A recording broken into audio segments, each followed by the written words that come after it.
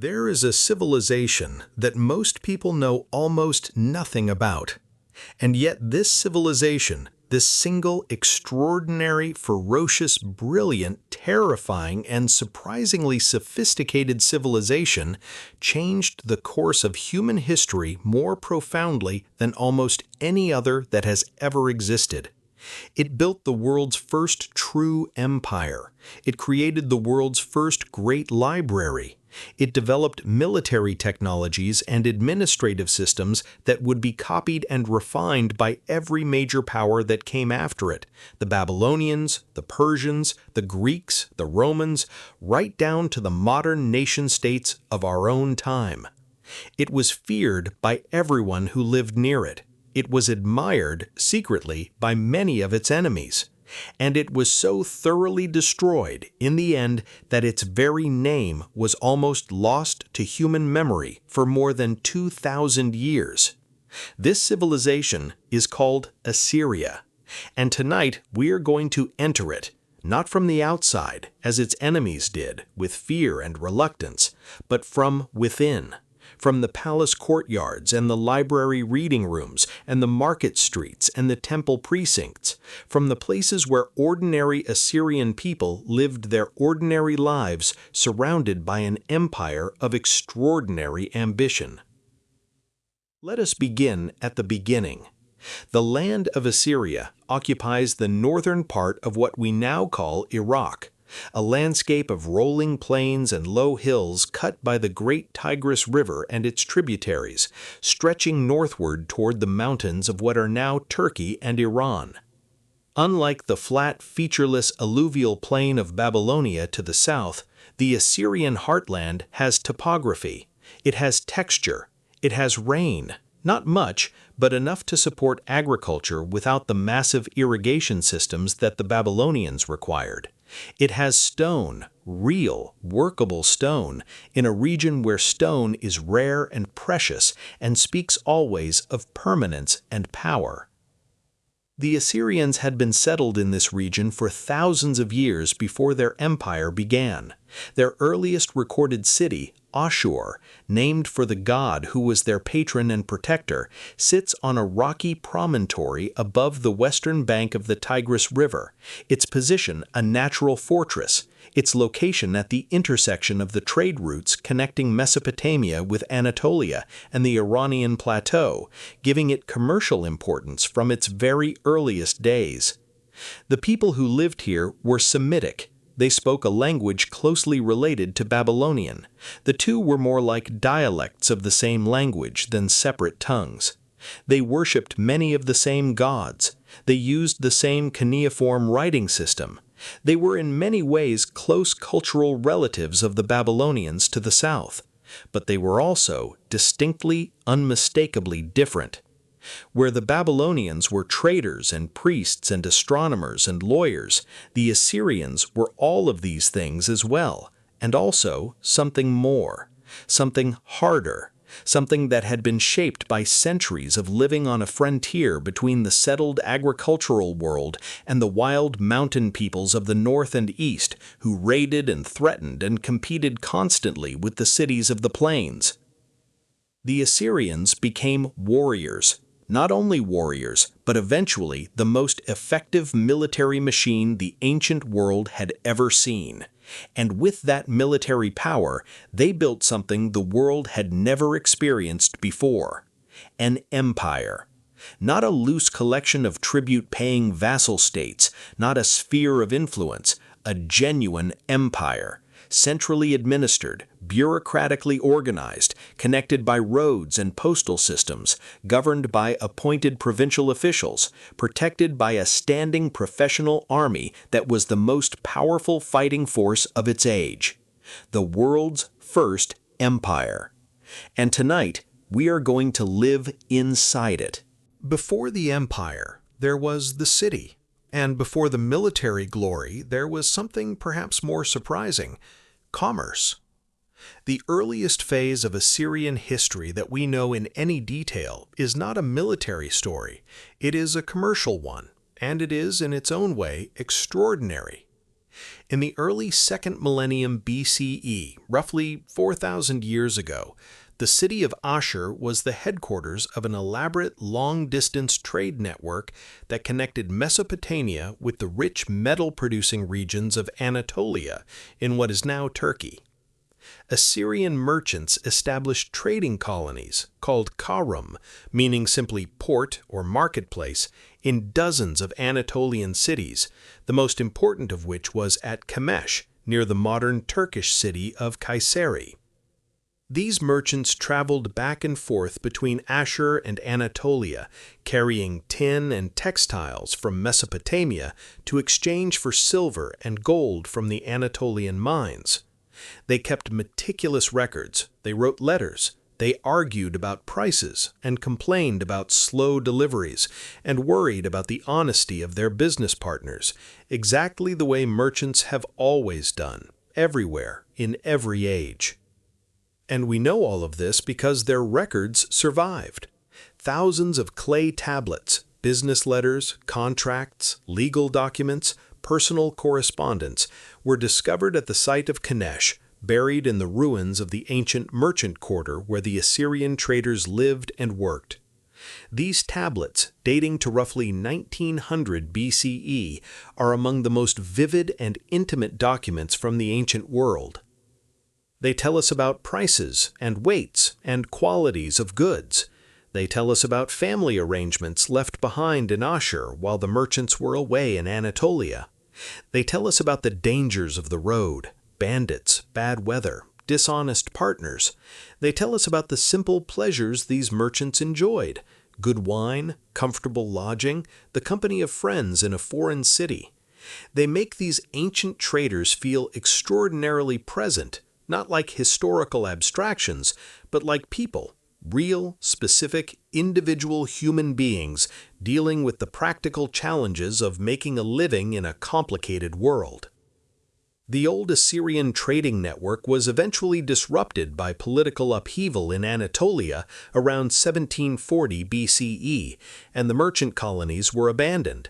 But the commercial tradition, the Assyrian talent for organization, record-keeping, long-distance logistics, never disappeared.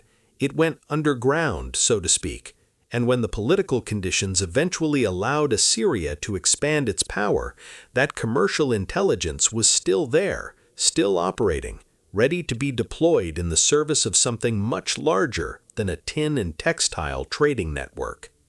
The Assyrian Empire, in the form that most people mean when they use the term, did not emerge suddenly.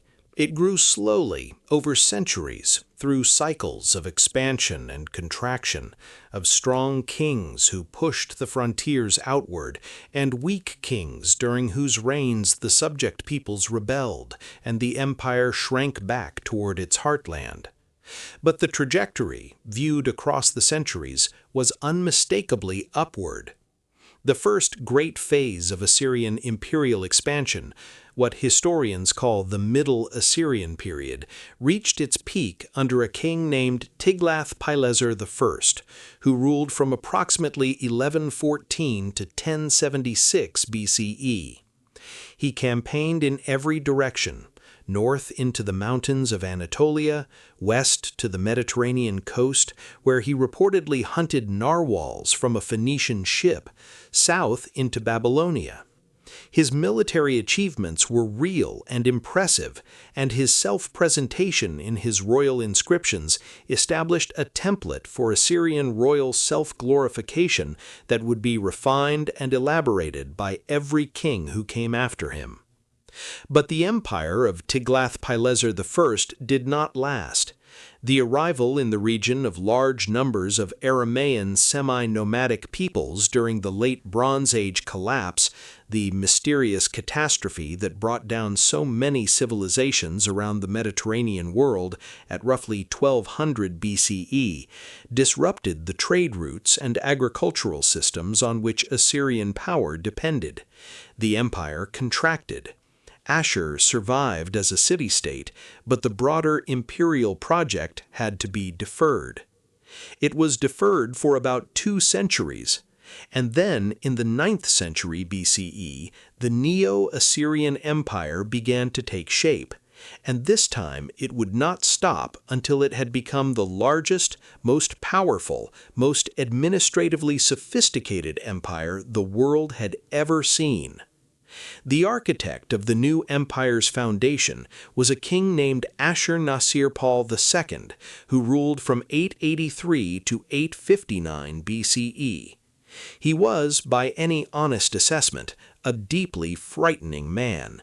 His royal inscriptions describe his military campaigns with a relish for graphic detail that has made him infamous in the historical literature. He flayed enemies and displayed their skins on city walls. He impaled captives outside conquered cities. He cut off hands and ears and noses. These practices were not unique to Ashurnasirpal. They were common tools of ancient warfare. But he advertised them with an unusual enthusiasm, clearly calculating that the reputation for extreme ruthlessness would make future enemies more likely to submit without a fight. And it worked. Many cities, faced with the approach of the Assyrian army, simply opened their gates. But Ashurnasirpal was not merely a brutal military commander. He was also a builder of extraordinary ambition, a passionate hunter whose lion hunts became the subject of some of the most remarkable relief sculptures ever created in the ancient world, and the founder of a new Assyrian capital that was, at its completion, the most magnificent city in the known world. That city was Nimrud, called Kalhu in the ancient sources, and we will return to it in detail. First, let us understand the military machine that made everything else possible.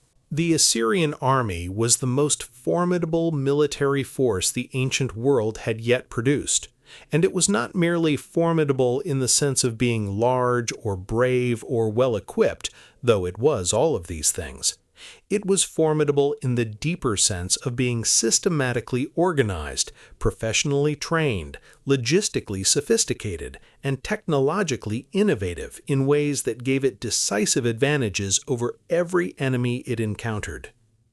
Let us look at it in detail. At the core of the Assyrian military was the infantry, foot soldiers organized into units of consistent size, trained to fight in formation, equipped with standardized weapons and armor. The infantrymen's basic kit included a bronze or iron helmet, a long coat of scale armor made from hundreds of small metal scales sewn onto a leather backing, a large shield, and either a spear for close combat or a bow for ranged attack. The scale armor was expensive to produce, but provided excellent protection, and the Assyrian state's ability to equip tens of thousands of soldiers with it was itself a demonstration of imperial organizational capacity. The cavalry was equally important, and here the Assyrians were genuine innovators. Earlier armies had used horses primarily to pull chariots. The Assyrians developed the mounted archer, a soldier who could shoot a powerful composite bow from horseback at full gallop to a level of effectiveness that made them the most feared arm of the ancient military world. The composite bow itself was a remarkable piece of technology, a laminated construction of wood, horn, and sinew, much shorter than a simple wooden bow, but far more powerful, capable of driving an arrow through bronze armor at significant range. But perhaps the most important single element of Assyrian military superiority was their siege technology.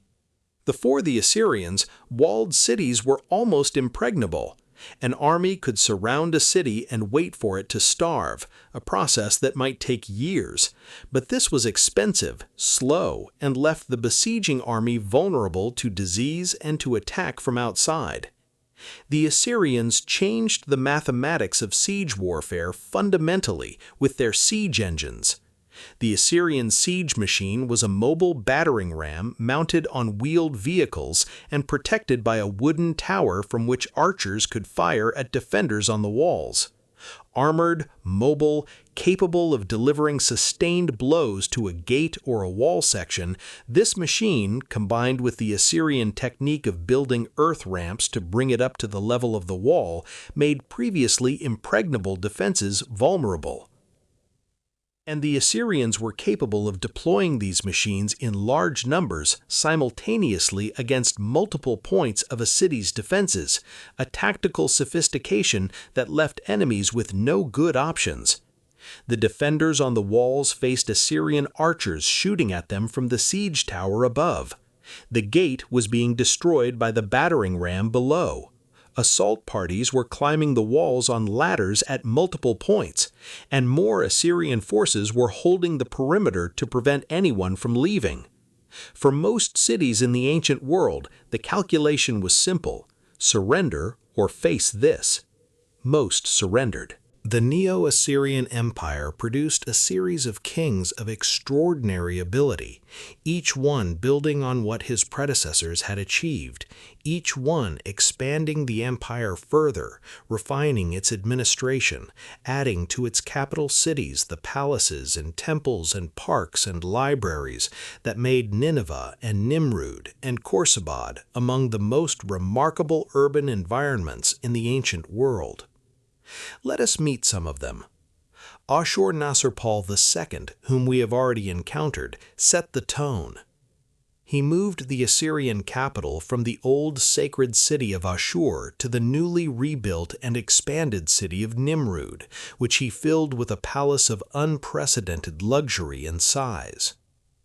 The Northwest Palace at Nimrud was decorated with carved stone reliefs covering the walls of every major room, thousands of square meters of carved narrative imagery showing the king hunting, the king in battle, the king performing religious rituals, the king receiving tribute. The message of these reliefs was consistent and deliberate. The king is powerful. The king is victorious. The king is favored by the gods. The king will defeat every enemy. His son Shalmaneser III continued the expansion, pushing the empire's western frontier deep into the Levant and confronting a coalition of Syrian and Israelite kingdoms at the Battle of Karkar in 853 BCE.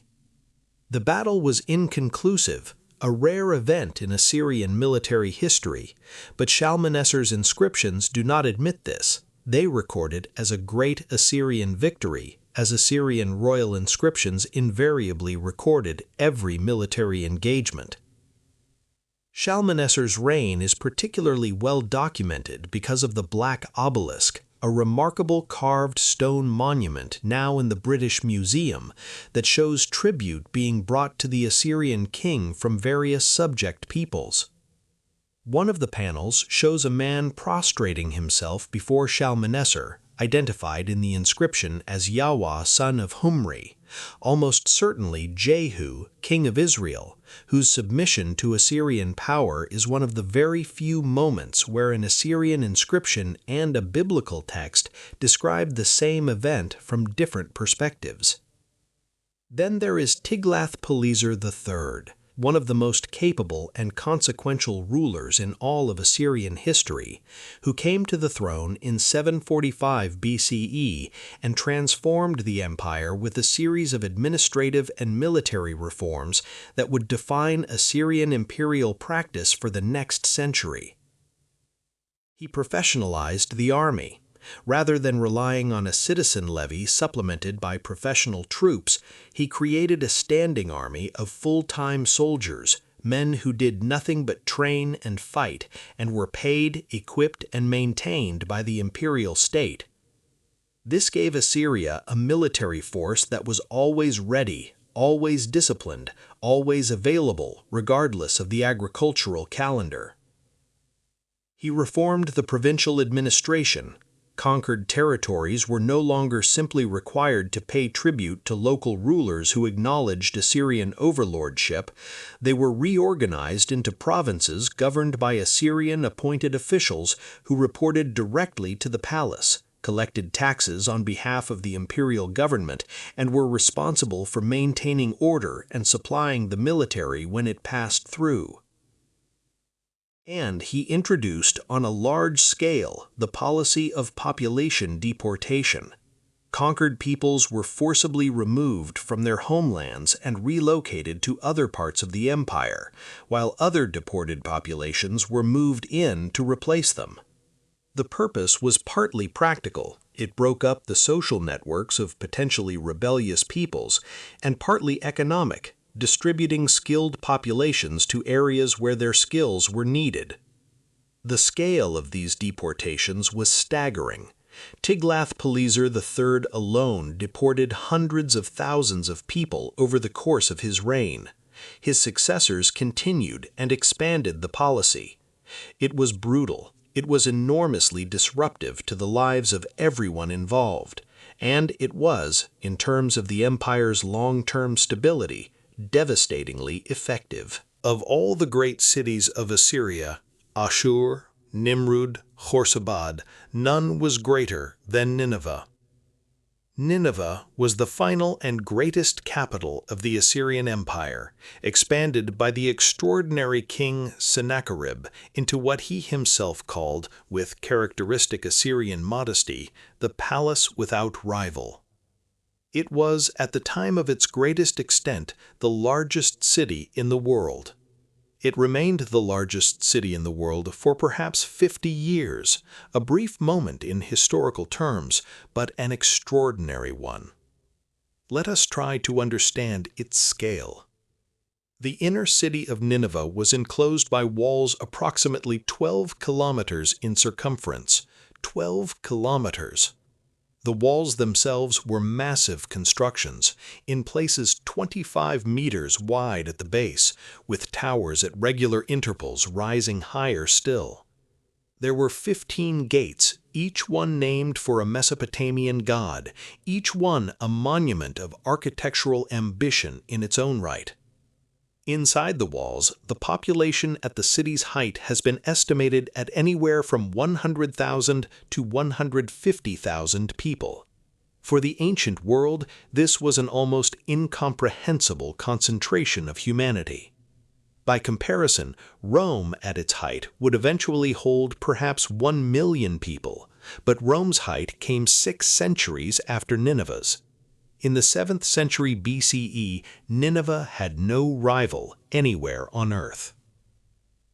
The city was not merely large, it was deliberately, systematically beautiful.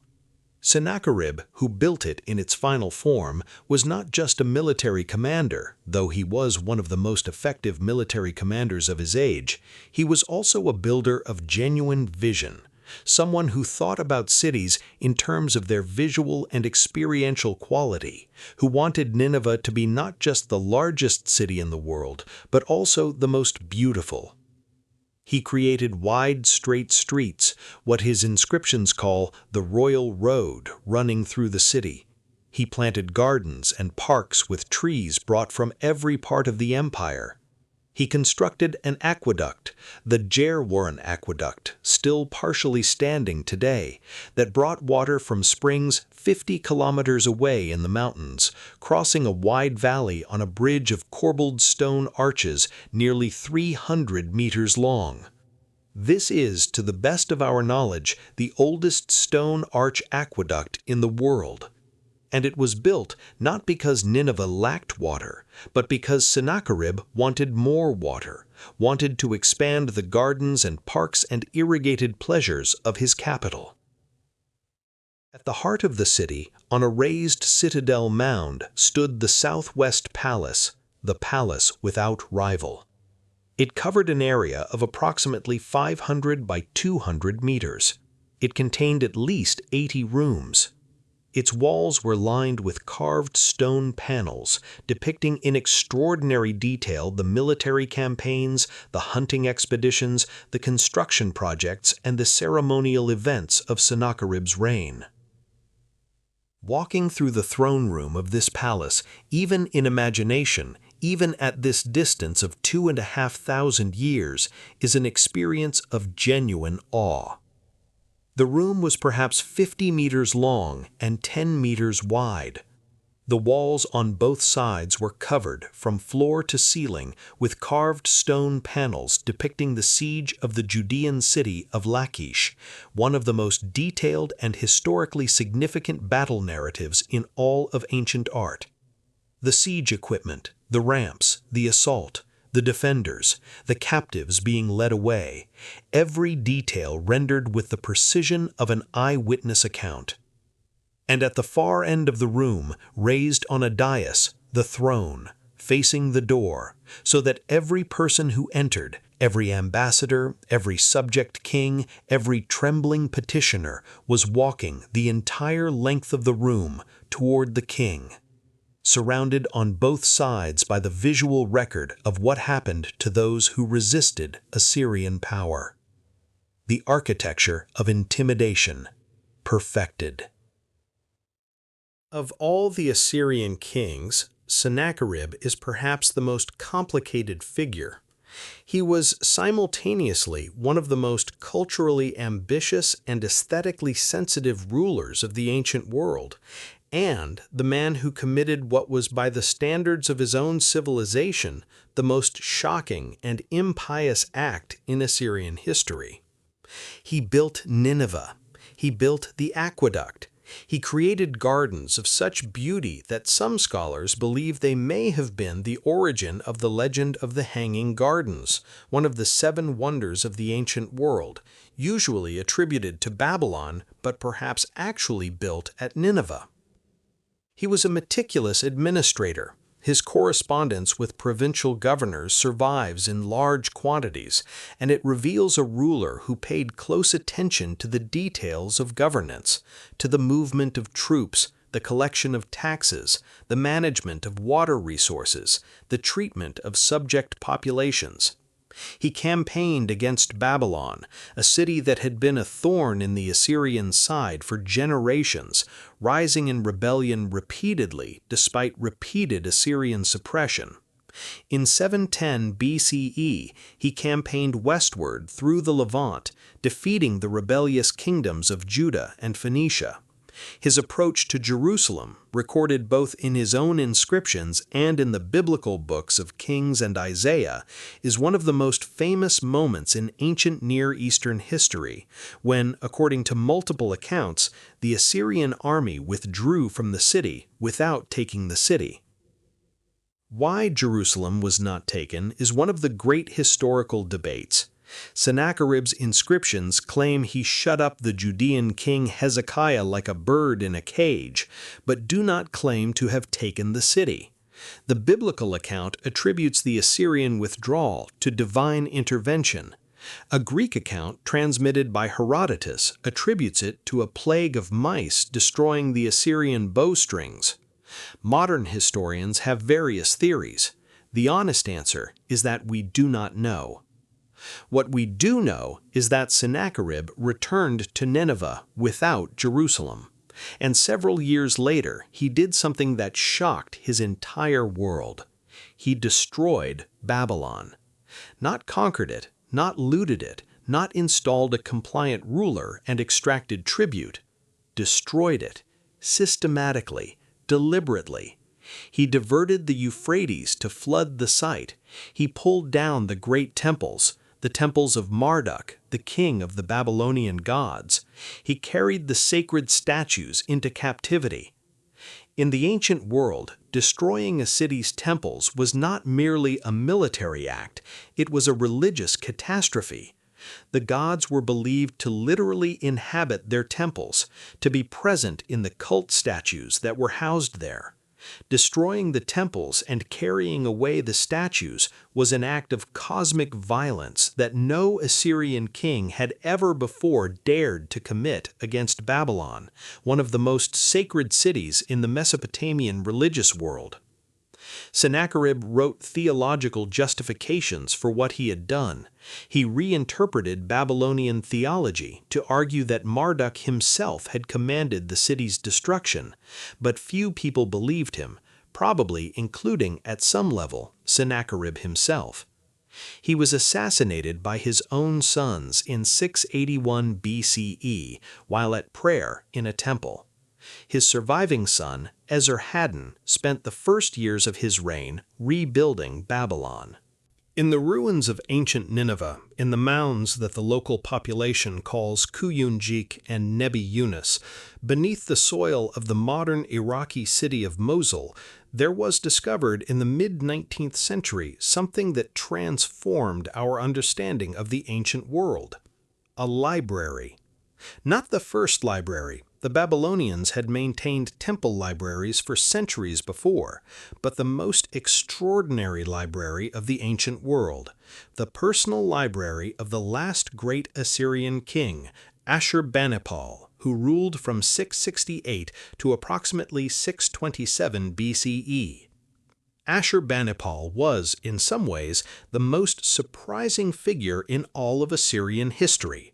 He was a skilled military commander who extended the empire to its maximum territorial extent, finally conquering Egypt, a feat that generations of his predecessors had attempted and failed to achieve. He fought brutal wars against Elam to the east, against Babylon to the south, against the Arab tribes of the desert. But he was also, uniquely among Assyrian kings, literate. This sounds like a trivial point. It was not. Kings in the ancient world generally did not read or write. These were technical skills delegated to specialists, the scribal class. A king had scribes to handle his correspondence and read documents aloud to him. Ashurbanipal had learned to read and write. He says so explicitly in his royal inscriptions, with an evident pride in the achievement. He could read cuneiform script in both the Assyrian and Babylonian varieties. He could read the ancient Sumerian language, by his time as dead as Latin is today, that was used in the oldest and most sacred texts. And he used this literacy to do something extraordinary. He built a library. Not a library in the passive sense of allowing texts to accumulate, an active, systematic, deliberately constructed collection. He sent agents throughout the empire with instructions to identify and copy texts, any texts of any subject, and send the copies to Nineveh. He had existing temple libraries searched and copied. He had private collections acquired and duplicated. He sponsored the standardization of texts that had existed in multiple variant versions, creating definitive editions. The result was a collection of approximately 30,000 clay tablets, representing thousands of distinct literary, religious, scientific, and administrative texts that covered essentially the entire scope of Mesopotamian intellectual life. Everything was there.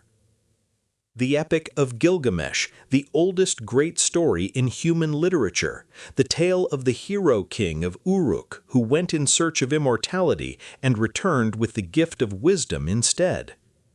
Ashurbanipal's library contained what is now recognized as the standard version of this text, 12 tablets of closely written cuneiform, telling a story that was composed nearly 4,000 years before it was copied here in Nineveh, and that would remain unknown to the modern world until its rediscovery in the ruins of Nineveh in the 1850s. Medical texts.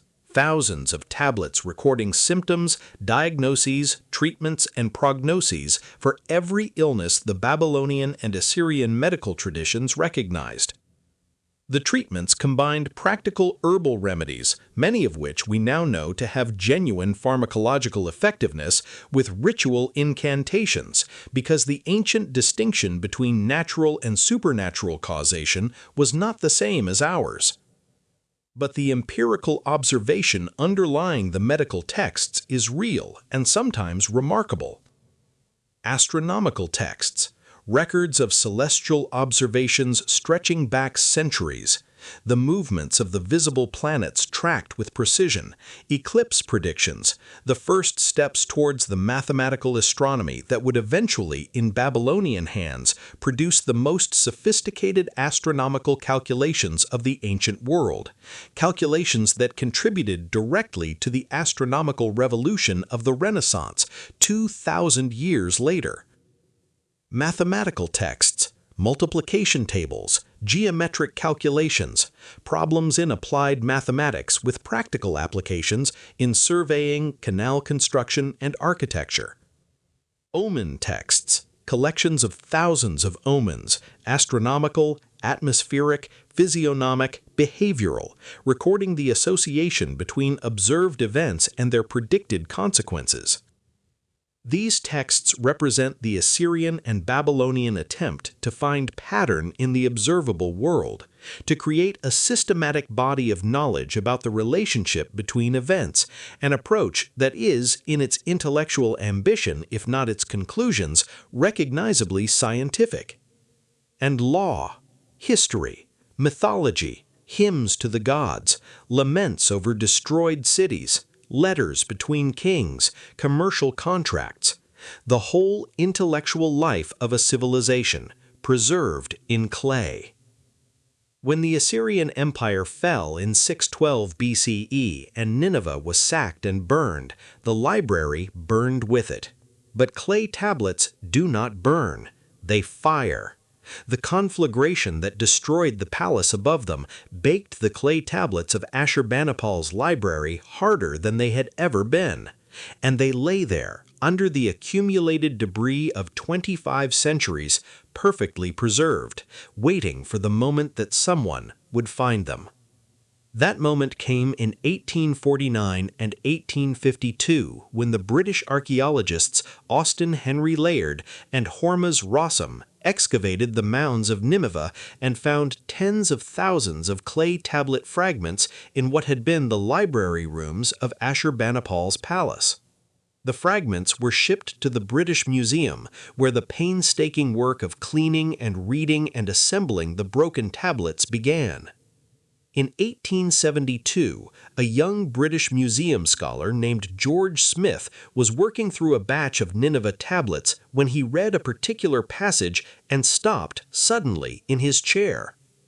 The tablet in his hands described a man being warned by a god of a coming great flood, the man building a great wooden boat, the animals being brought on board, the waters rising over the earth, the birds being sent out to find dry land. George Smith, in the reading room of the British Museum, had just discovered the Babylonian flood story, a narrative almost identical in its essential elements to the biblical story of Noah, and it was 1,000 years older. He reportedly ran from the room. The carved stone reliefs of the Assyrian palace walls are, without any reasonable doubt, among the greatest achievements in the history of human art. I want to be precise about this. I am not making a nationalist or a regional claim. I am making an aesthetic and historical claim, and I believe it stands up to careful examination. The Assyrian palace reliefs, the carved stone panels that lined the walls of the throne rooms and audience halls and ceremonial corridors of the palaces at Nineveh and Nimrud and Khorsabad, represent a sustained artistic achievement of extraordinary quality, not just in their scale, though the scale is staggering, not just in their technical skill, though the technical skill is exceptional, but in their observation, their specificity, their emotional truth. Let us look at the lion hunt reliefs of Ashurbanipal, now in the British Museum. These panels, carved around 640 BCE, show the Assyrian king hunting lions in a royal park. The lions were released from cages, and the king hunted them from his chariot and on foot. The lion hunt was a ritual act as much as a sport. The king was demonstrating his fitness to rule by defeating the most dangerous animal in the Assyrian world. The imagery was political and religious in its intent. But something happened in the execution that went beyond politics and religion. The artist, or artists, since this was certainly a collaborative workshop production, observed the lions with a care and empathy that is simply extraordinary. The dying lions in these panels are among the most moving depictions of suffering in all of ancient art.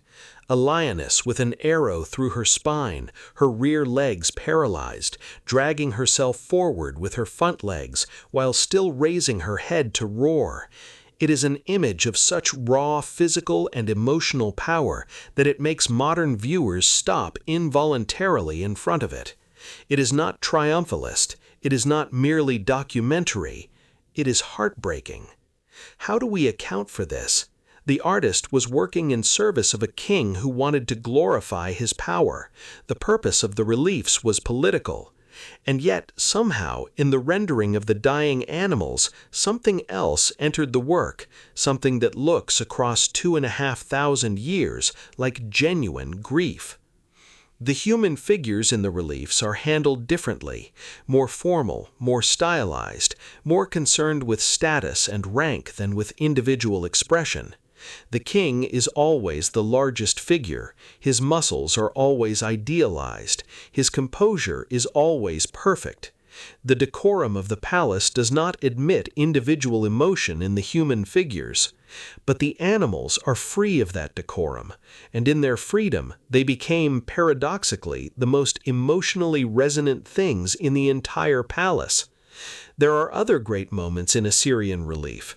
The siege of Lachish panels in Sennacherib's palace, perhaps 30 meters of carved stone showing in extraordinary narrative detail the complete story of an ancient military campaign, from the march to the city to the final dispersal of the captives, with hundreds of individual figures, each engaged in a specific, recognizable action. The garden party of Ashurbanipal, the king reclining on a couch in a vine arbor, his queen opposite him on a chair, servants and musicians and dogs all around, the decapitated head of the Elamite king Teuman hanging from a tree in the background.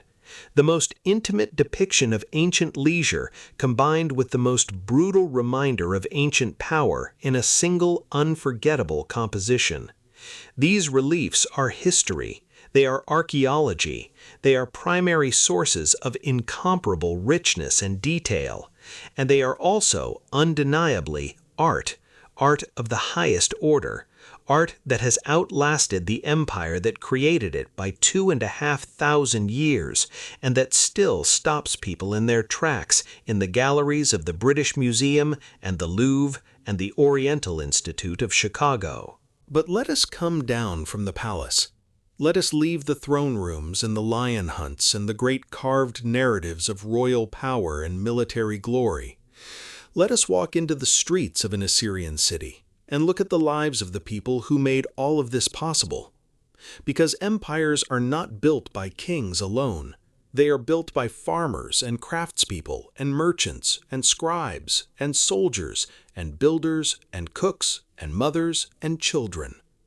They are built by the daily, unglamorous, essential labor of millions of ordinary human beings whose names are mostly lost to history, but whose work is not. The ordinary Assyrian city of the Neo-Assyrian period was organized around the same basic principles as cities throughout Mesopotamia. A central sacred precinct with its temple complex and ziggurat, a palace, which in a provincial city would be the governor's residence and administrative headquarters rather than the royal palace, a market district, residential neighborhoods. The houses of ordinary Assyrian citizens were built from mud brick, the universal building material of Mesopotamia, cheap and effective in a climate of low rainfall and extreme heat. They were arranged around a central courtyard, the organizing principle of domestic architecture throughout the ancient Near East. The rooms faced inward onto the courtyard, rather than outward to the street, creating a private, shaded interior world that was far more pleasant in the summer heat than the sun-baked exterior. We know a great deal about the material culture of these households from the archaeological record. They used pottery for cooking, storage, and serving, a wide variety of forms for different purposes, from large storage jars that would have held grain or oil or wine to delicate drinking cups. They had bronze tools and weapons and personal ornaments. They had furniture, wooden items that rarely survive, but whose existence is known from relief carvings and from occasional finds of wooden furniture elements preserved in unusual conditions. They ate well by ancient standards. The Assyrian heartland was productive agricultural land, and the empire's control of vast territories gave the population access to a wide variety of foods. Grain, primarily barley and wheat, formed the dietary staple, consumed as bread and as a porridge-like gruel. Legumes, lentils, chickpeas, beans provided protein. Vegetables and onions and garlic seasoned the cooking. Dates and figs provided sweetness. Fish from the Tigris was an important protein source, both fresh and dried for preservation. And wine. The Assyrians were enthusiastic wine drinkers. Vineyards in the northern Assyrian highlands and in the mountains of Anatolia and the Levant produced wine that was traded throughout the empire. An inscription of Ashur-nasirpal II records the menu of the feast he gave to celebrate the opening of his new palace at Nimrud: 10 cattle, 1,000 oxen, 10,000 sheep, 10,000 jars of beer, and 10,000 jars of wine, among many other items, for 69,574 guests. These numbers may be exaggerated. The scale of the consumption they describe, however adjusted for ancient hyperbole, speaks to a court culture of extraordinary material richness. The Assyrian scribal class, the educated elite who staffed the palace administration and the temple offices and the commercial enterprises of the empire, occupied a privileged position in Assyrian society. Learning to read and write cuneiform was a long and demanding process that began in childhood and continued for years. The scribal schools, the eduba, meaning tablet house as they were called in the Sumerian tradition, produced graduates who were valuable commodities throughout the empire, since the administrative machine required large numbers of literate officials at every level. We know the scribes as individuals because they signed their work. Many clay tablets end with a colophon, a brief note recording the scribe's name, the date of copying, and often the source text from which the copy was made. Through these colophons, we can sometimes trace the careers of individual scribes over decades, following them from one position to another, watching their handwriting mature as the years pass. The soldiers, who actually carried out the campaigns that the palace reliefs celebrate, were, in the Neo-Assyrian period, professional military men. This was a genuine revolution in ancient warfare. Most armies of the ancient world were built around a citizen levy, men who were farmers in peacetime and soldiers when called up. The Assyrian standing army was different. These men trained year-round. They were paid, housed, and equipped by the state. They developed a military expertise that could only come from continuous practice. And they were deployed continuously. The Assyrian Empire was almost always at war somewhere, suppressing a rebellion here, expanding a frontier there, punishing a tributary that had withheld its payment. For the ordinary Assyrian soldier, military service meant long periods away from home, marching through landscapes of extremes, fighting people who had very good reasons to resist. We do not have many direct records of what the ordinary Assyrian soldier thought about his service, but we have some: letters from soldiers to their families, letters from officers to the palace. The tone is generally matter-of-fact. This is what we encountered, this is what we did, this is what we need. The work of empire, described from the inside, sounds less like glory and more like logistics. The Assyrians were, like all the peoples of the ancient Near East, deeply religious. Their world was saturated with divine presence, with gods and demons and spirits and omens and ritual obligations that structured every aspect of daily life, from the great ceremonies of the royal court to the small protective amulets that a mother might hang around her child's neck. At the head of the Assyrian divine pantheon stood Ashur, the god who gave the city its name and who was the particular patron and protector of the Assyrian people and their king. Ashur was not the most ancient of the Mesopotamian gods. That honor belonged to the Sumerian deities like Enlil and On and Enki, who had been worshipped for thousands of years before Assyria rose to prominence. But Ashur was, for the Assyrians, the most important, the national deity, the divine warrior whose victories in heaven corresponded to and enabled the Assyrian king's victories on earth. The relationship between Ashur and the Assyrian king was central to the entire ideological structure of the empire. The king was not a god. This is one of the ways that Mesopotamian kingship differed from Egyptian pharaonic ideology. The king was a human being who had been chosen by the gods, specifically by Ashur, to rule on their behalf. His authority was divine in origin, but not divine in nature. This created an interesting political theology. The king's power depended on his maintaining the favor of Ashur, and Ashur's favor was demonstrated by military success. Victory in battle meant the gods were pleased. Defeat, an event that Assyrian royal inscriptions went to considerable lengths to avoid mentioning or reinterpret as victory, implied divine displeasure. This theology drove the Assyrian military machine as much as any strategic or economic calculation.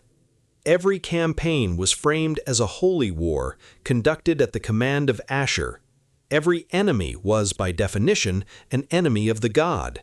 Every victory was a divine act. It was, as ideologies go, extremely effective. Alongside Ashur, the Assyrian pantheon included the great gods shared across the Mesopotamian world. Anu, the sky god, supreme but remote. Enlil, god of wind and storms, active and powerful. Enki, god of wisdom and fresh water. The sun god Shamash, whose clear light was associated with justice. The moon god Sin, whose phases governed the calendar. And Ishtar, the Assyrian name for the great goddess known as Inanna in the older Sumerian tradition, goddess of love and war and the morning and evening star, the most paradoxical and fascinating deity in the entire Mesopotamian world. Ishtar was particularly important to the Assyrians. Her great temple at Nineveh was one of the most sacred sites in the empire. She appeared to kings in dreams before battles, promising victory.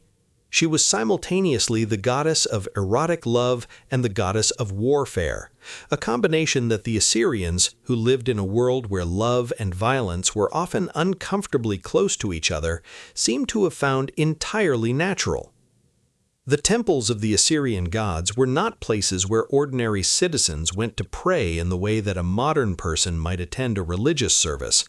The inner sanctuary of the temple was the private home of the god, tended by priests who fed the deity, bathed the deity, changed the deity's clothing, sang to the deity, and performed all the other acts of service that a divine monarch required.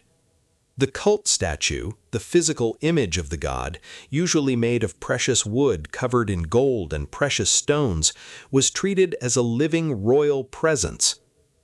Ordinary worshippers could approach the outer courts of the temple complex. They could leave offerings, food, oil, textiles, animals at the outer shrine, but the inner sanctuary was closed to all but the priestly class. The religious calendar was full. Major festivals punctuated the year. The most important was the Akitu, the New Year festival, celebrated at the spring equinox. This elaborate ceremony, lasting 11 days, involved the ritual humiliation of the king. His crown and scepter were removed. He was struck in the face by a priest. He confessed his sins before the god, followed by his ritual reinvestiture. The ceremony enacted each year the renewal of the divine mandate of kingship. It was theater, but it was also genuine theology.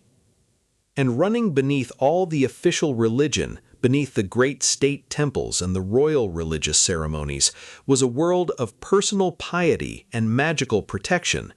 Amulets against demons, incantations against disease, rituals for every crisis of ordinary life, illness, childbirth, bad dreams, financial ruin, unhappy love. The Assyrians lived in a world thick with invisible forces, and they took elaborate precautions against the hostile ones and cultivated careful relationships with the protective ones. In this, they were entirely human, trying, as human beings have always done, to find safety in a world that was beautiful and dangerous in equal measure. Among the many extraordinary things about the Assyrian Empire is the fact that it built not one but three major royal capital cities in rapid succession: Nimrud, Khorsabad, and Nineveh, each one conceived and constructed on a scale that most civilizations could not have managed once in their entire history, let alone 3 times within 150 years. The middle one, Khorsabad, or Dur-Sharrukin as it was known in the ancient world, meaning fortress of Sargon, was the creation of one of the most fascinating of all the Assyrian kings. Sargon II came to the throne in 722 BCE in circumstances that remain, even today, somewhat obscure.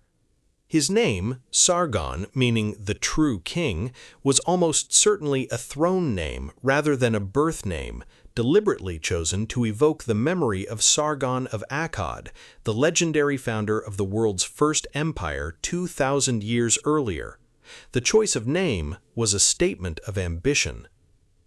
Sargon's reign was one of relentless military activity.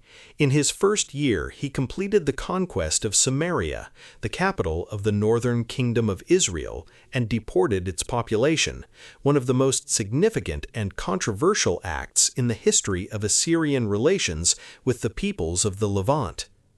He campaigned against Urartu to the north, against Babylon to the south, against the kingdoms of the Mediterranean coast. He was active, effective, and apparently tireless. But his greatest project, the one that consumed enormous resources and reveals most clearly the extraordinary ambition of Assyrian royal ideology, was the construction of an entirely new capital city from scratch. Khorsabad was built on a site that had previously been unoccupied. There was no previous city there, no accumulated debris of earlier occupation to deal with, no existing urban structure to work around. The city was designed complete from the ground up and built in a single sustained construction campaign that lasted approximately a decade. The plan was a square, almost exactly 1 square mile in area, enclosed by massive walls with 7 gates, each one named for a god. The wall circuit was 16,280 Assyrian cubits in length, a number that was also the numerical value of Sargon's name in the traditional Mesopotamian system of gematria, where each letter of the cuneiform script had a numerical value. The entire city was, in a sense, a physical embodiment of the king's name and identity. The palace complex occupied the northwestern corner of the square, raised on a massive artificial platform 15 meters from the surrounding plain.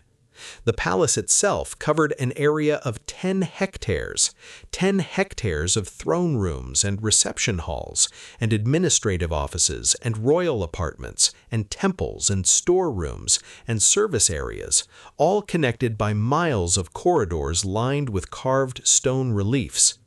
And dominating everything, the ziggurat, a stepped tower 7 stories tall, its levels painted in different colors: white, black, red, blue, orange, silver, and gold, each one corresponding to a celestial body in the ancient Mesopotamian astronomical tradition.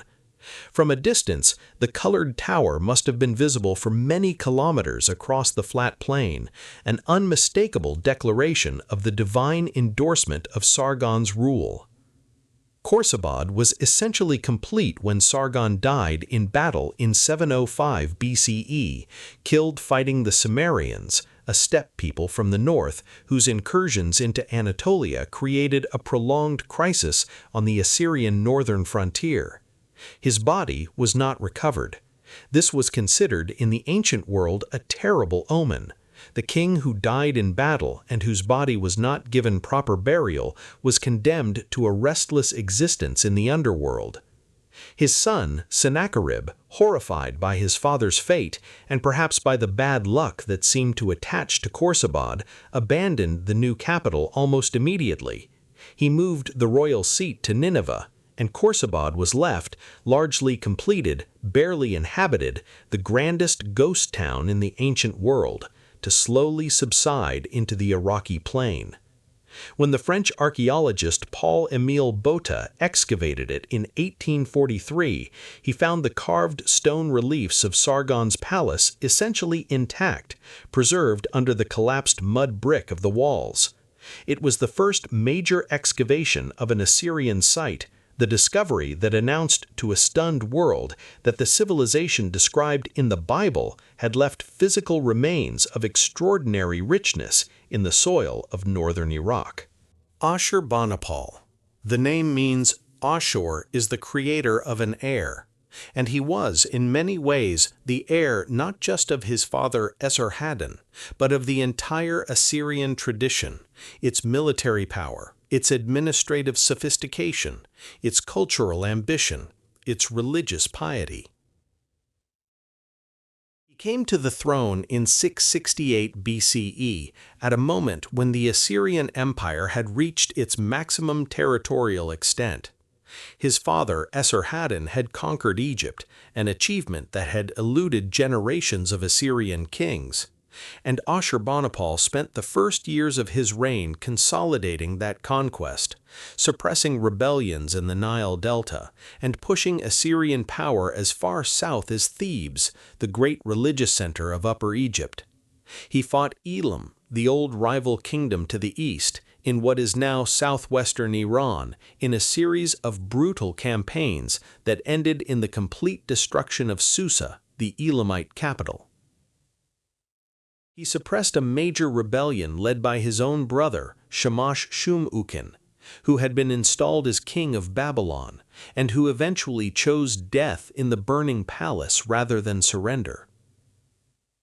He campaigned against the Arab tribes of the desert, developing specialized tactics for desert warfare that included the use of camels and the targeting of the desert wells on which the nomadic populations depended.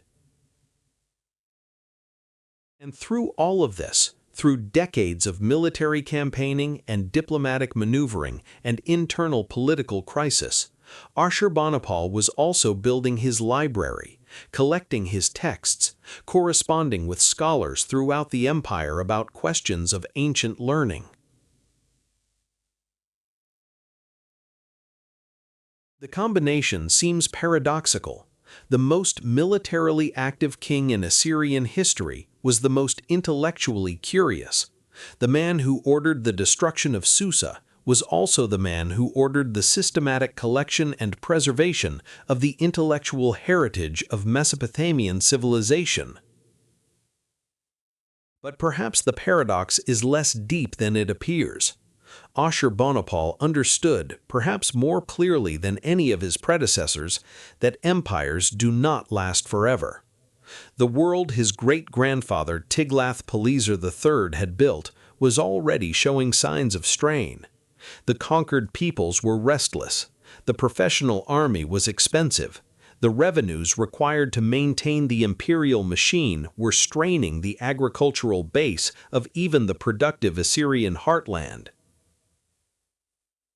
Empires do not collapse for single reasons. They collapse because of the accumulation of multiple pressures, a deliberate effort to gather and protect the knowledge of Mesopotamian civilization against the capacity of the imperial system in his more reflective moments manage them. May have feared would not be kind to that civilization. The fall of the Assyrian Empire was exactly this kind of multi-causal collapse, sudden in its final moment, but long in its preparation. The military pressures were real and growing. The Assyrian army, for all its formidable effectiveness, had been fighting continuously for a century. The empire's frontiers were long and contested on multiple sides simultaneously. New enemies were appearing on the northern frontier, the Scythians and the Cimmerians, steppe nomads whose mobility and skills were difficult to counter with conventional Assyrian tactics. The economic pressures were equally serious. Maintaining a professional standing army, constructing and maintaining 3 consecutive capital cities, administering a vast provincial empire, all of this required revenues on a scale that had to be extracted from the agricultural populations of the empire and from the tribute payments of subject states. As the empire's military position became more difficult, tribute payments became less reliable. As the agricultural base was strained, revenues declined. And the political situation inside Assyria itself was fragile. The succession after Ashurbanipal's death was contested. Multiple claimants fought for the throne.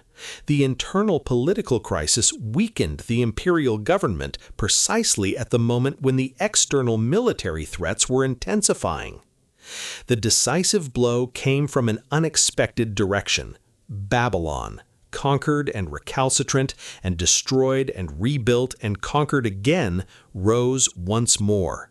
This time under a Chaldean ruler named Nabopolassar, who had established himself as king of Babylon in 626 BCE, and who understood clearly that Assyria's moment of weakness was Babylon's opportunity. Nabopolassar made an alliance with the Medes, an Iranian people from the plateau to the east, who had their own long-standing grievances against Assyrian power. Together, the Babylonians and the Medes were a military coalition of formidable strength. They began attacking the Assyrian heartland in the 620s BCE. One by one, the great Assyrian cities fell. Ashur, the ancient sacred capital, was taken and destroyed in 614 BCE. The ancient temple of Ashur, the most sacred building in the Assyrian world, the house of the god who had made the empire possible, was burned. And then, in 612 BCE, the combined Babylonian and Median forces turned on Nineveh. The siege lasted 3 months. The ancient sources record that flooding, the Khazar River which ran through the city, swollen by heavy rains, contributed to the fall of the walls. Whether this is literally true or is a later mythologization, we cannot now determine. What we know is that the walls were breached, the city was taken, and what followed was comprehensive. Nineveh was not merely defeated, it was destroyed. The palaces were burned, the temples were looted and demolished, the population was dispersed, the accumulated wealth of the greatest empire the world had yet seen, the gold and silver and fine textiles and carved ivories and precious stones that had flowed into Nineveh from every corner of the known world for more than a century, was carried away to Babylon and to the Median capitals. The last Assyrian king, Sin-shar-ishkun, died in the burning palace. His successor, Ashur-uballit II, tried to maintain Assyrian resistance from a western outpost for a few more years with Egyptian support, but it was over. In 609 BCE, the last Assyrian resistance was extinguished. The empire that had ruled the known world was gone in less than a generation. The speed and completeness of Assyria's fall left the ancient world stunned. A century earlier, the idea that Nineveh could be destroyed would have seemed as fantastic to the peoples of the ancient Near East as the idea of New York could simply cease to exist seems to us now. Nineveh was not merely the capital of an empire. It was, in the minds of everyone who lived anywhere near it, a fixed and permanent feature of the world, massive, indestructible, eternal. And then it was gone. The shock waves rippled outward. The prophet Nahum, writing in Judah, one of the peoples who had suffered most from Assyrian power, could barely contain his astonishment and relief. Nineveh is laid waste. Who will mourn for her? The peoples of the ancient Near East, who had spent generations under Assyrian domination, paying tribute, sending their populations into exile, submitting to the rule of Assyrian governors, these people did not mourn. But others did. The Assyrian people themselves, the farmers and craftspeople and merchants and scribes of the Assyrian heartland who had not asked to be subjects of a brutal empire, who had simply been born there, faced a catastrophe of enormous proportions.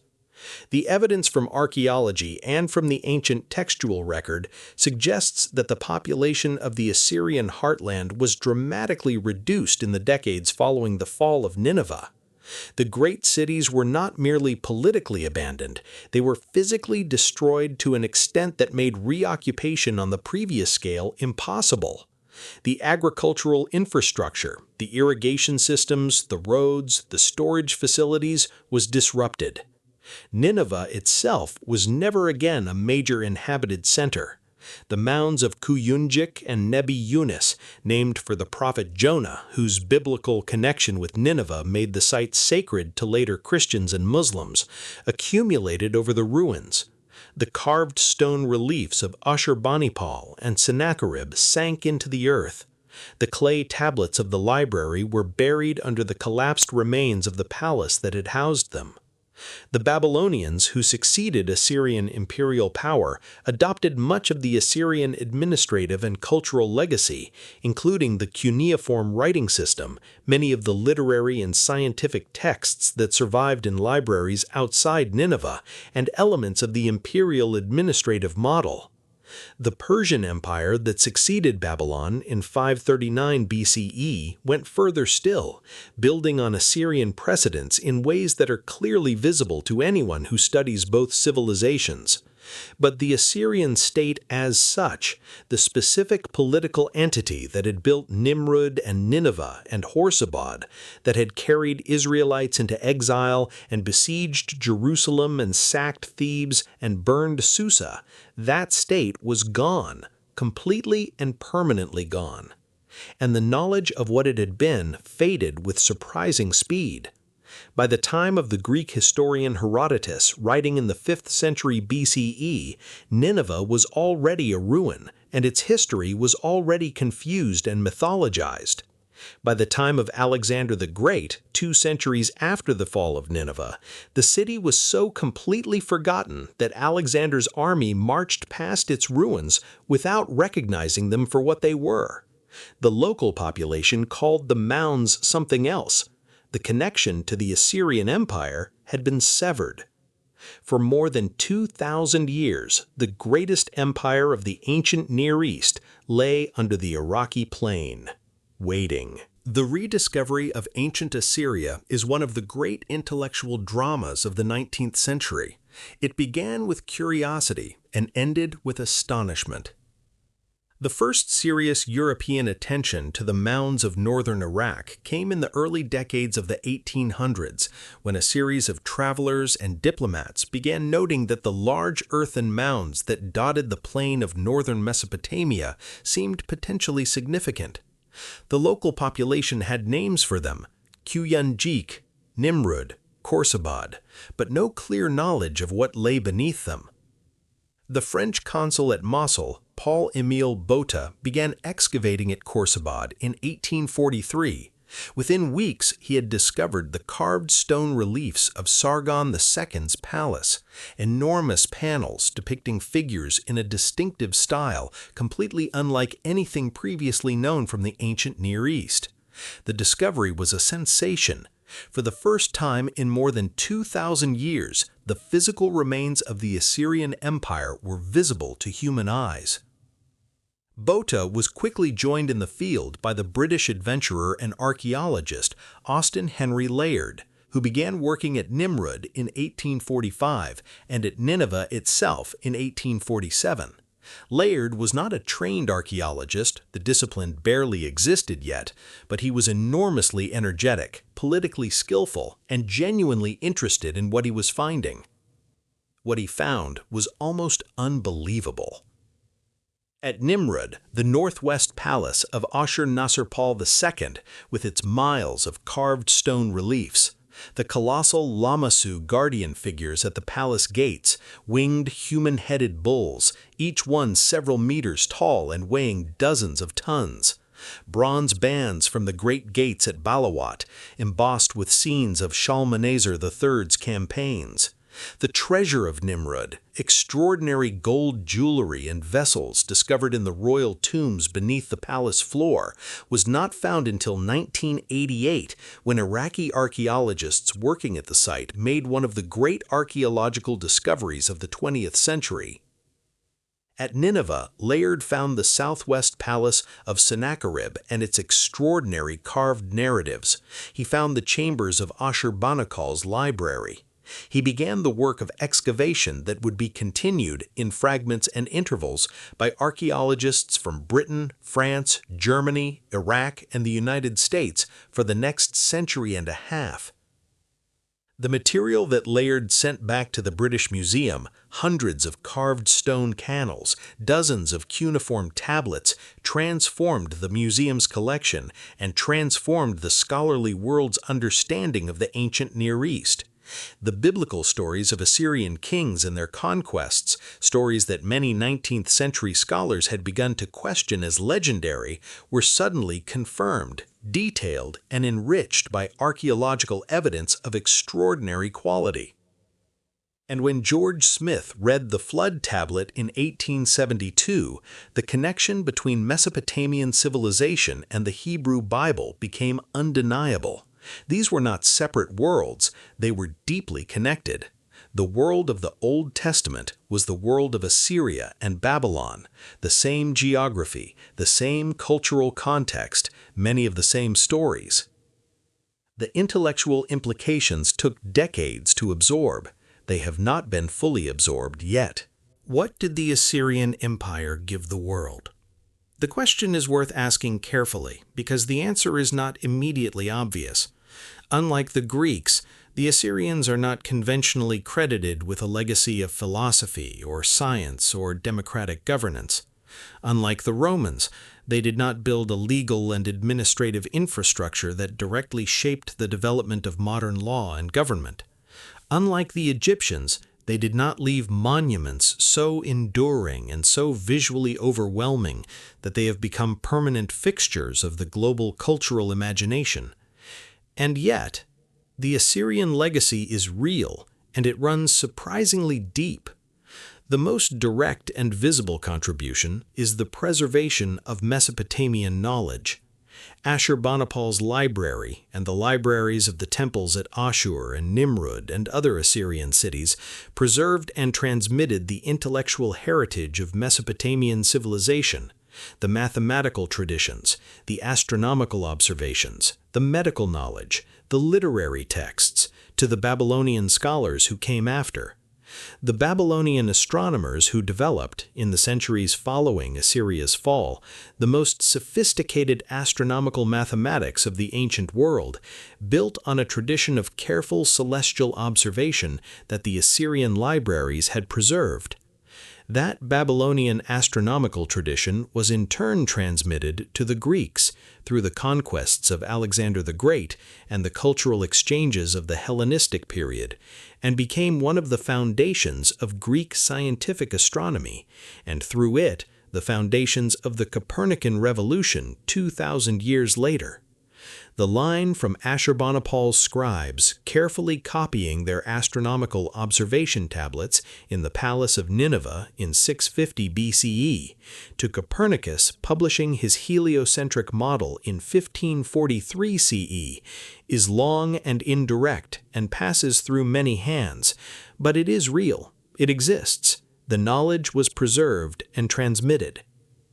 The administrative model of the Assyrian Empire was equally influential, though less traceable. The idea of a centrally administered territorial empire with provincial governors, standardized laws, a royal road network, a postal system, a professional standing army was not invented by the Assyrians, but was brought to by them to a level of sophistication and scale that had never previously existed. The Persians, who built the next great empire of the ancient Near East, drew heavily on Assyrian precedents. The administrative genius of the Achaemenid Persian Empire, the satrapal system, the royal roads, the tolerant treatment of subject peoples, was built in part on Assyrian foundations. And the artistic legacy. The carved stone reliefs of the Assyrian palaces were seen and studied by later peoples, by the Persians who built their own palace complexes at Persepolis and Pasargadae, incorporating elements of the Assyrian relief tradition, by the Parthians and Sasanians who ruled the same region centuries later, by the Arab craftspeople and scholars who lived among the ruins and incorporated Mesopotamian artistic motifs into their own traditions. The Assyrian people themselves survived the fall of their empire and are still with us. The Assyrian Christian communities of northern Iraq, Syria, Turkey, and the diaspora, communities that trace their ancestry directly to the ancient population of the Assyrian heartland and that still speak a language descended from the Aramaic used in the Assyrian Empire, are the living human legacy of this civilization. Their presence in the modern world is a reminder that the Assyrian story did not end in 612 BCE. The empire ended. The people did not. It is night now over the plains of northern Iraq. The modern city of Mosul spreads across both banks of the Tigris River, its lights reflected in the dark water, its sounds carrying faintly in the warm night air. And rising from the landscape around and within the city, barely distinguishable from the surrounding terrain to anyone who does not know what they are looking at, are the mounds.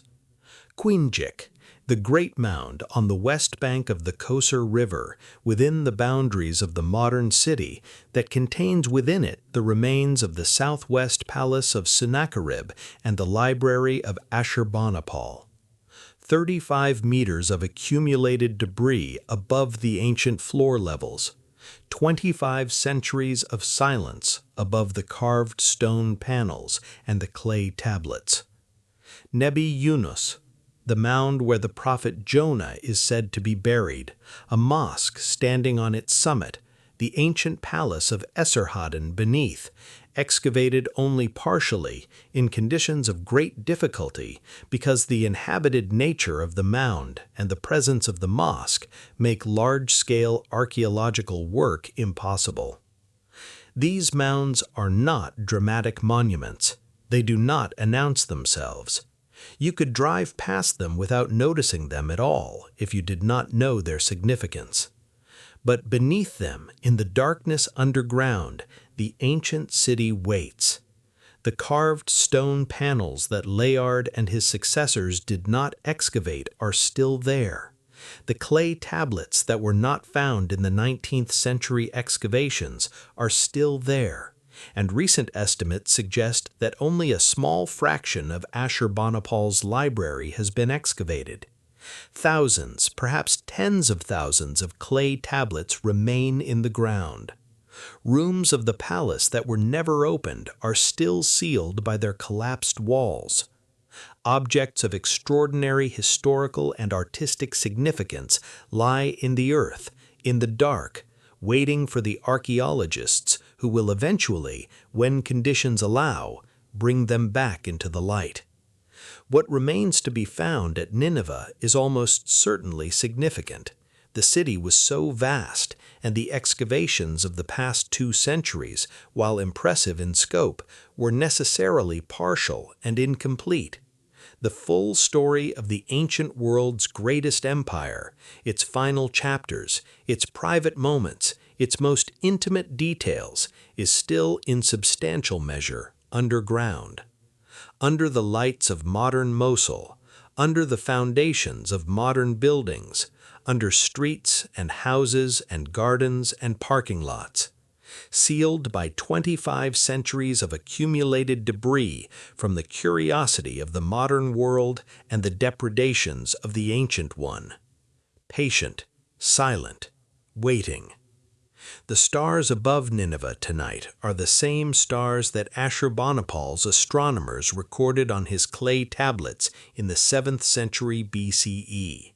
The same stars that the scribes of the library saw when they looked up from their work at the end of a long day of copying. The same stars that the last defenders of the city must have seen on the night before the walls fell. In 2015, when the group that called itself the Islamic State briefly controlled Mosul, they entered the Mosul Museum and destroyed priceless Assyrian artifacts. They entered the ancient site of Nimrud and used bulldozers and explosives on structures that had stood for 2,500 years.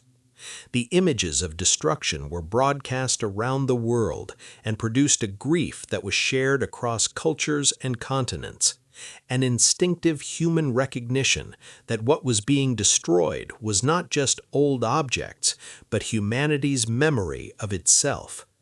The grief was real, the loss was real, but Nimrud and Nineveh were not obliterated. The mounds remain, the underground remains. The objects that were destroyed were real and irreplaceable, but they were also a fraction of what exists. The vast majority of the Assyrian archaeological record is still in the ground, still intact, still waiting. History has been interrupted before. It has always resumed. Right now, as you listen to these words, the legacy of the Assyrian Empire is present in your life in ways you almost certainly do not notice. The concept of a standing professional army, the idea that a state should maintain trained soldiers in peacetime, ready to fight when needed rather than calling up citizens to fight as an emergency measure, was developed and refined by the Assyrians to a degree of sophistication that had never previously existed. Every modern military force on Earth operates on principles that trace, however indirectly, to this Assyrian innovation.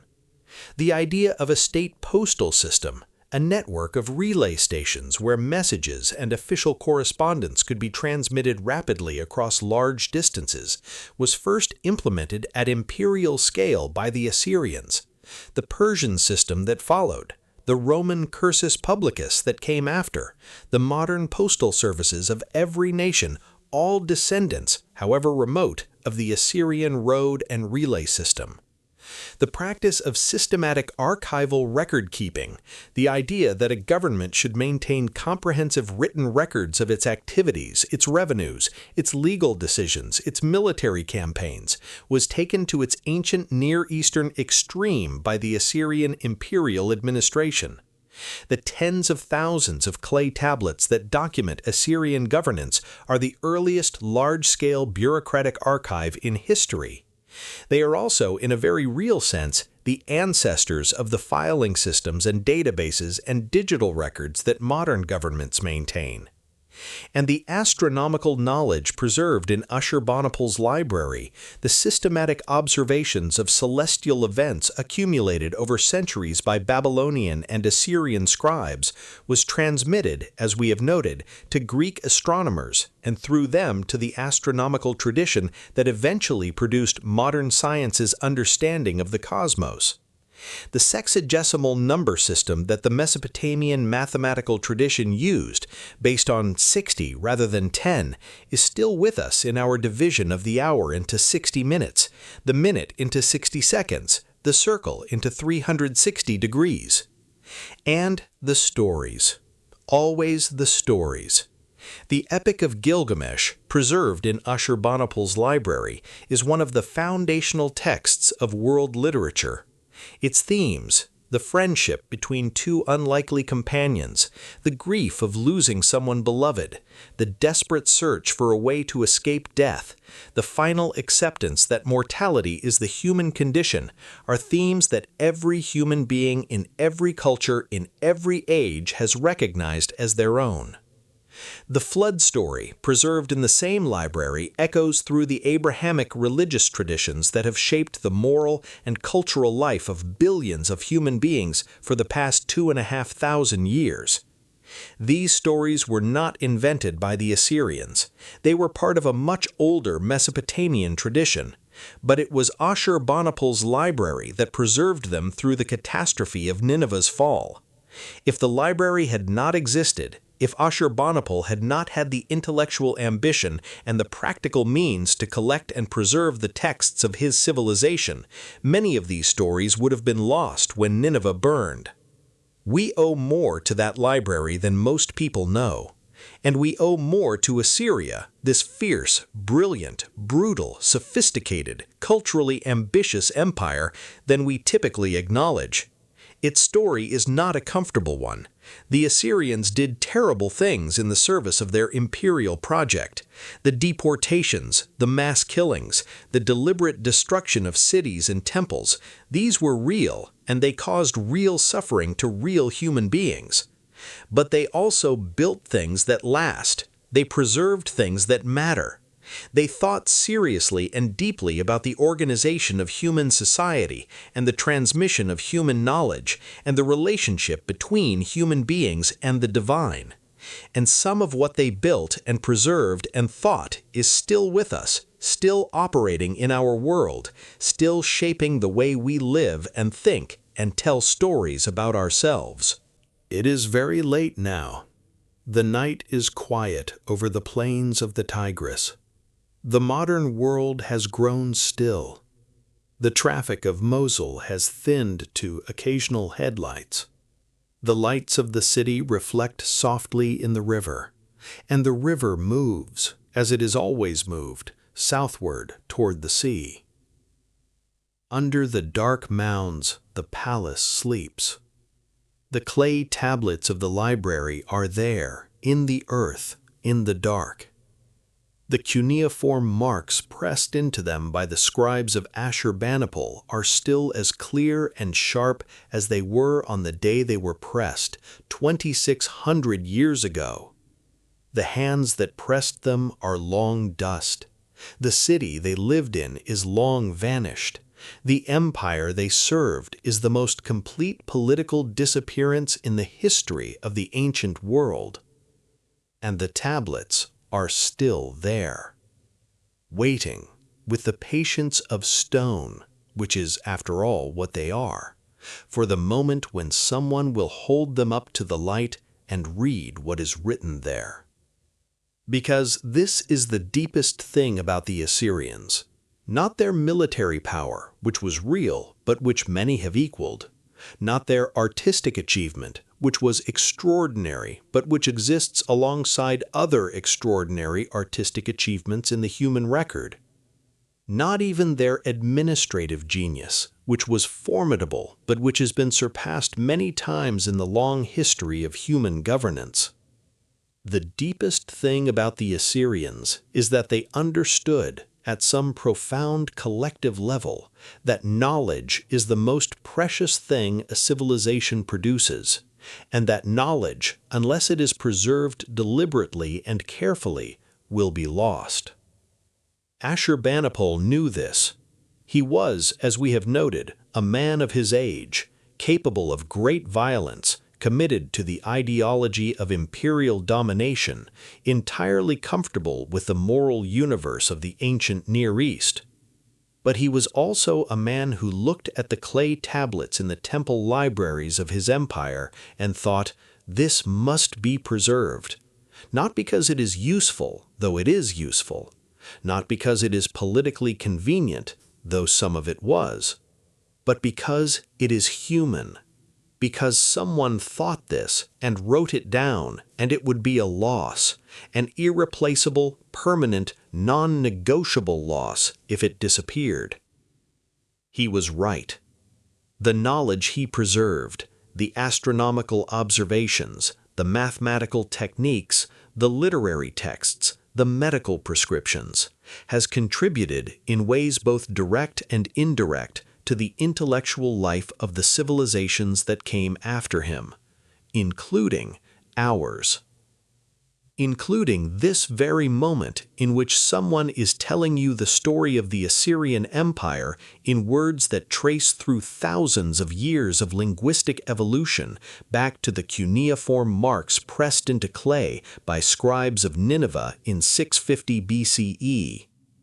The continuity of human thought is one of the extraordinary things about being human. Ideas are not merely passed from person to person. They are passed through time, through centuries, through millennia. A scribe in Nineveh in 650 BCE presses marks into clay, and the knowledge contained in those marks reaches you here, now, across 2,600 years of intervening history. That is nothing. That is, in fact, everything. Let the images of Assyria carry you now into the deep quiet. Let the blueprint lines of their great cities fade slowly into the darkness. Let the carved faces of their kings and gods dissolve into the gentle dark. Let the Tigris move, as it always moves, southward through the night. The first empire is behind you, and ahead there is only the quiet and the stars, and the extraordinary, unbroken thread of human thought reaching back through all the centuries to the moment when someone understood that what is known must be written down, and what is written must be preserved, and what is preserved will outlast everything else. Let that thought hold you. Let it carry you down into sleep. You are the heir of the first library. You carry in the way you think and the way you organize knowledge and the way you tell stories the faintest echo of the scribes of Nineveh. You are, in the deepest sense, their continuation. Sleep well. The night is vast and quiet and extraordinarily old. And you are held always by everything that came before you. Rest now. It is enough.